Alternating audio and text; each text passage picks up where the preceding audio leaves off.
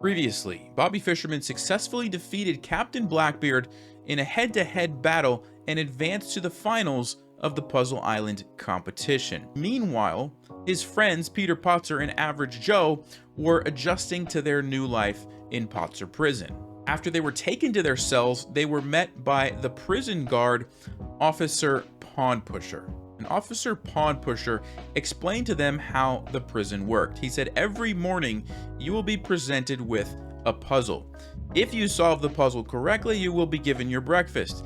If you, however, do not solve it, you will skip breakfast for that day. Now, Peter Potzer was not one who liked to skip meals, and he didn't like the sound of that. Let's take a look and see what puzzle was presented to him on his first day in the prison. So here's the position that was presented to Peter Potzer. It's white to play and win the game. Black's pawns are going down the board in this direction. Before I say anything else, if you would like to pause, how do you think white can win this position? Well, if you had a chance to look at that, let's go ahead and talk through this position, and then we'll come back and talk about what Peter Potzer thought. So when you first look at this position, you might say, well, we have two rooks. This should be a pretty easy win. But that's not the case, primarily because this guy right here, this pawn, as you can see, is one space away from becoming a queen. Not only that, if you look carefully, it's lined up on the king, which means it will be with check. So for example, if you were to just randomly capture this pawn thinking that you could come down here and skewer the king and the queen, that's not going to work because when black gets the queen, you don't have time because you're in check, right?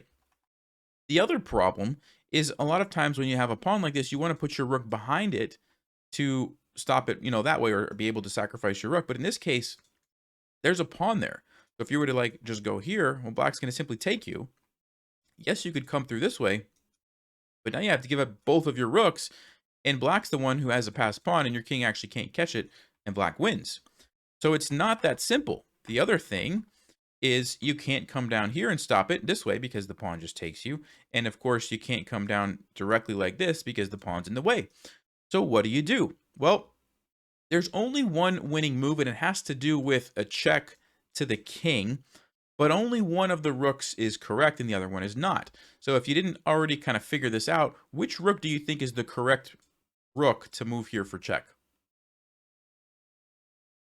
Well, if you had a chance to look at that, the correct move is rook A to F5 check. Now, before we talk about why that's correct, let's talk about why this one is wrong, because this one actually looks pretty logical at first glance.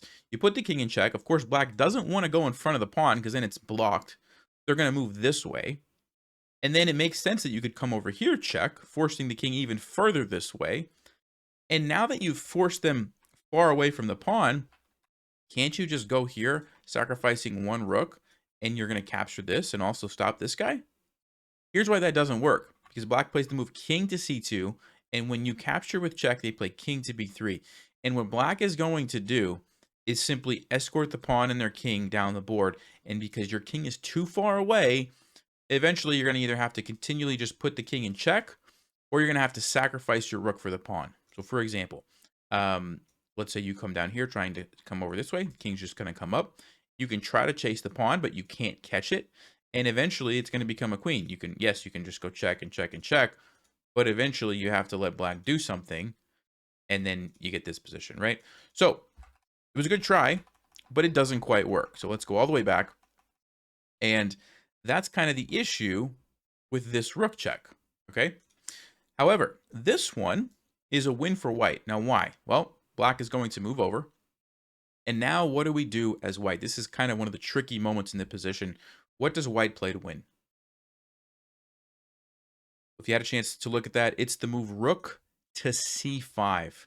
And if you look carefully, it's kind of well, it looks like we're coming down here to skewer the king and the queen, right? That's kind of the first point.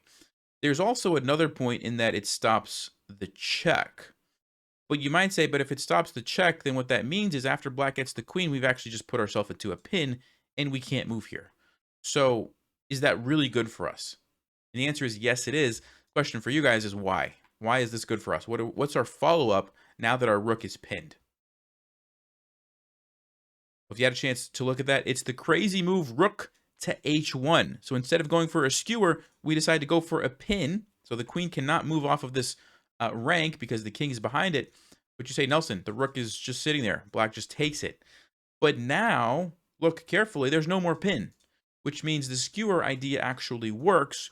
We come down with check, the king has to move, and we take the queen. Pretty nice, right? Now, you might be thinking, great, we did it. We got get rid of that annoying pawn. We just clean up these two pawns and we win, right? Not so fast. It's not over just yet. So black plays the move a3, and what do we need to play here now as white? Well, if you had a chance to look at that, the winning move here might not be what you expect. Because if you said to capture this pawn, guess what? We have a draw because black is going to bring the king over, and we have the same problem that we had before. The king is close enough now to support the pawn, and eventually we're going to have to sacrifice our rook. So it's actually not that simple. The way that you win is not by taking the pawn, but by going rook to h3, attacking this pawn immediately. Why is this important? Because the king is too far to defend it right now. If we waste even one move by capturing this pawn, we've given black time for the king to defend the pawn. But because it can't defend it, the only thing black can do is push it forward, but now we can skewer it and capture it like this. Okay, and we get rid of the pawn. Now, king to f4, we attack the pawn, king to g5. This is a winning position for white, but it's not a trivial win. There's actually a little bit of a technique that you need to understand. So I think this is a good learning opportunity. If you'd like to pause, what should be white's plan to win this game? And I'll go ahead and tell you, black is going to try to push the pawn with the king's support, right? Just kind of slowly but surely, push, these guys down the board and try to do the same thing. Force us to sacrifice our rook for the queen and get a draw. So how do we stop that from happening and win the game? What is the kind of the simplest idea or the simplest plan that we can do for white? Well, if you had a chance to look at that, the way that we would do this is bringing our king as quickly as we can, and then there's one little trick at the end. Okay, so basically it would look something like this. King to b6. Black is going to start pushing. King to c5. Notice we're going as quickly as we can towards where the pawn is headed down here. King to d4. King to e3. And now, obviously, we have to save our rook. So where do you think we should go to? Well, you had a chance to look at that. The move is rook to h1. And this might seem a little bit counterintuitive. You might think, why do we want to go where the king can attack us? Well, the king can't go there right now or it loses the pawn. That's one point. And there's another follow-up trick that we have after black plays h3. If you would like to pause, what do we play now?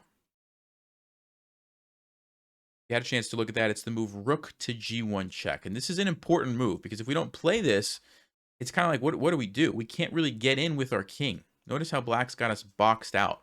If we try to come down here, that doesn't help us. Now it's just a draw. We have to move.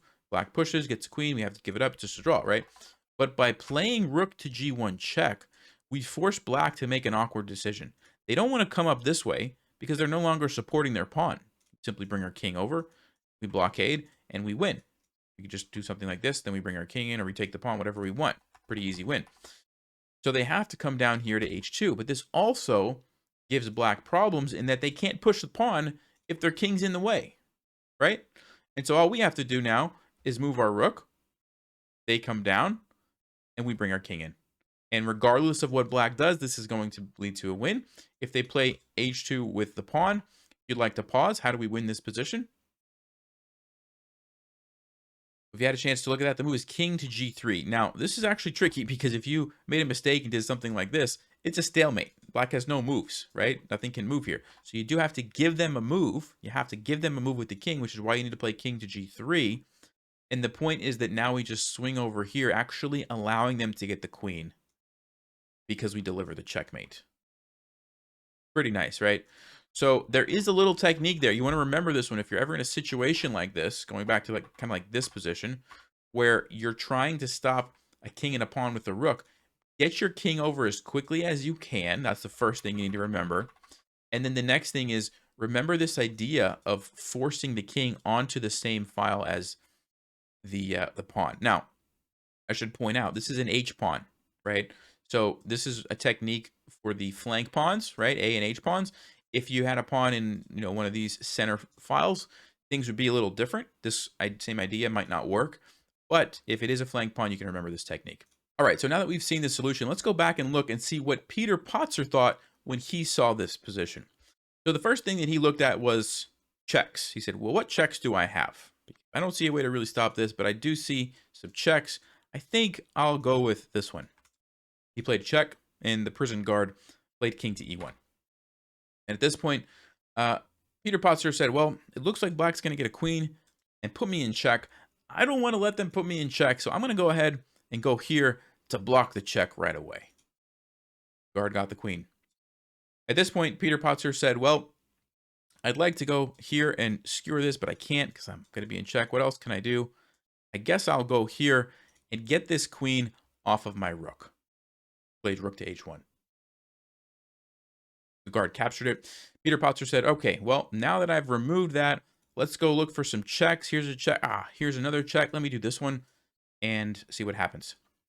The guard played king to d2, and Peter Potzer noticed that he could take the queen. He captured the queen, and the guard played the pawn forward. Now, at this point, Peter Potzer said, well, this guy is about to become a queen. I should probably go and attack that pawn. Let me just attack it right away. He played rook to h3. He said, well, let me go ahead and attack that pawn again. He played rook to a3, which, by the way, is an alternate solution to the puzzle. All right, so the one that we looked at earlier was the check here. This does the same thing effectively, capturing the pawn. The guard moved the king over. Peter Potzer captured with check, and the guard said, congratulations, and gave Peter Potzer his breakfast, even though it's questionable whether or not Peter Potzer would have actually been able to solve the rest of this puzzle, although it was pretty straightforward in this case, rook to h2. And actually, this is an interesting point. The line that I showed you guys, rook to h3 followed by rook check, actually made our life a little bit more difficult because it allowed the king to make it in time to defend the pawn. See that? And we still had to go through that whole deal of bringing our king all the way over, doing that little rook idea and, you know, forcing the king over. Whereas Peter Potzer's move here, rook to a3, notice how it's not only attacking the pawn, it's also cutting off the king from heading back towards that pawn. So it's kind of a more advanced move, which makes it easier, because what is black going to do? They can try to come here, but they're still too far from the pawn. We take it with check, and we just attack it. Very, very easy, right? As long as you know how to checkmate with the king and a rook, it's a pretty easy win. The other option here for black would have been to just push the pawn, but same thing. The king is too far to help the pawn. We simply come over and we take it. So Peter Potzer actually stumbled on an even better solution. Well, since Peter Potzer successfully solved the puzzle, Officer Pawn Pusher gave him his breakfast and then headed towards the next cell where Average Joe was waiting. And we'll pick up the story next time with the puzzle that he was presented with. As always, thank you guys for watching. Stay sharp, play smart, and take care.